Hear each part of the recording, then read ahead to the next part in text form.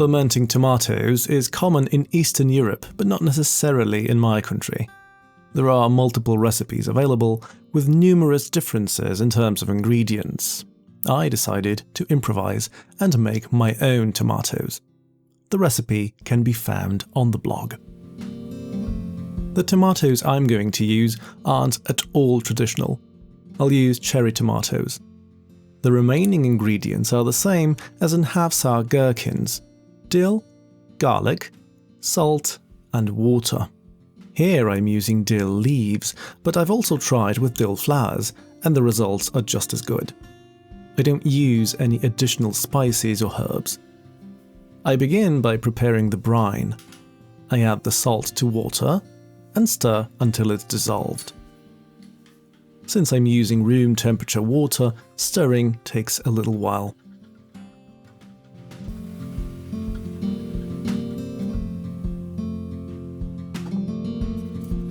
Next, I prepare the garlic. I peel a bulb and extract a few cloves from it.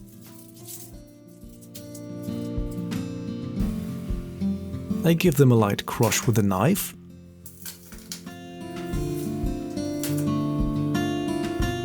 Slice off the root ends.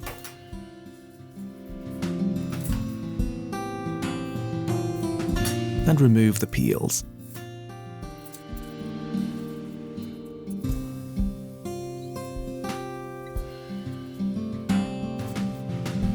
I crush them a bit harder so that they give off more aroma when they're in the brine.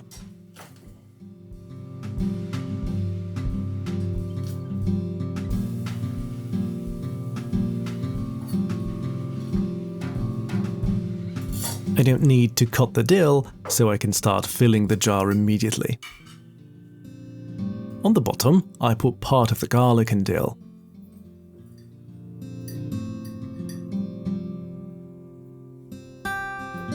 Next, I remove the tomatoes from the vine and put them in the jar.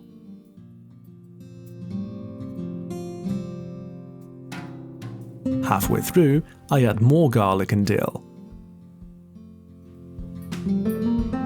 I continue filling the jar with tomatoes. And finally, on the top, I place again garlic and dill. I tuck in a few tomatoes more and place a fermentation weight on them.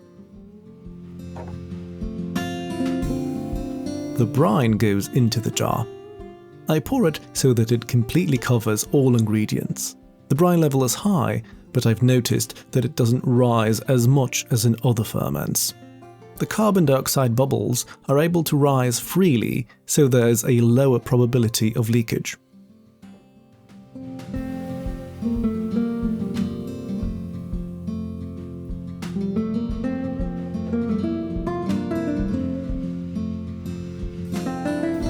I screw the lid on loosely so that carbon dioxide can escape without problems.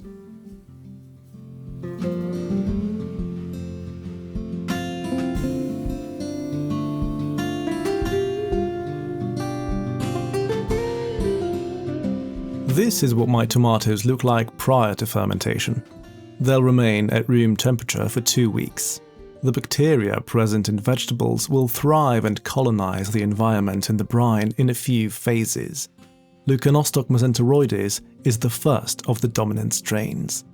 When the concentration of acid produced by these bacteria becomes too high, Lactobacillus brevis, a strain more resilient to low pH, takes over. The last dominant strain is Lactobacillus plantarum, which can withstand pH values as low as 3.2. Tomatoes contain around 3% of simple sugars, approximately equal amounts of glucose and fructose. Both sugars are digested by lactic acid bacteria, with the products of their digestion being mainly lactic acid and carbon dioxide. An interesting phenomenon in fermented tomatoes is that part of the carbon dioxide remains inside the fruit, resulting in a slight fizziness. After 2 weeks, my tomatoes look like this. The brine is visibly cloudy, and on the tomatoes there's some whitish sediment of lactic acid bacteria. It's time to open the jar and have a taste of what's inside.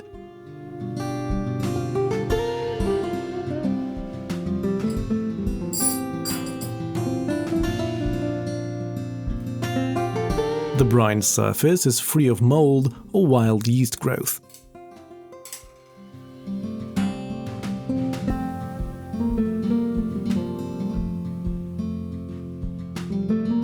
In the aroma, there's nothing surprising. There's a hint of tomatoes crossed with half-sour gherkins. It's fresh and pleasant.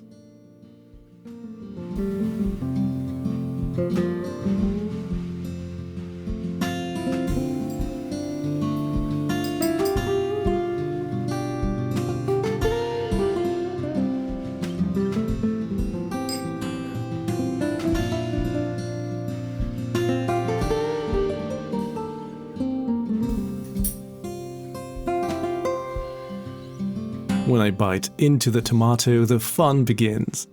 The skin is slightly tough, but the flesh is incredible. It's slightly sweet with hints of dill and garlic, but above all, it's fizzy. Tomatoes like this are a great side to sandwiches or a tasty appetizer. Yum!